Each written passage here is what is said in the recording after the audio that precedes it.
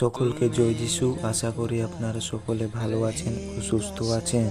আজকে আমি আপনাদের সাথে একটি ঈশ্বরের বাক্য শেয়ার করতে চলেছি।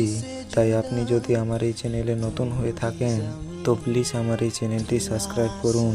তো চলুন বেশি কথা না বলে ভিডিওটি শুরু করা যাক। গালাতীয় তার 6 অধ্যায় 7 থেকে 8 পদ। তোমরা ভুল করো না, ঈশ্বরের সঙ্গে তামাশা চলে না, কারণ যে যা বুনবে সে তাই কাটবে।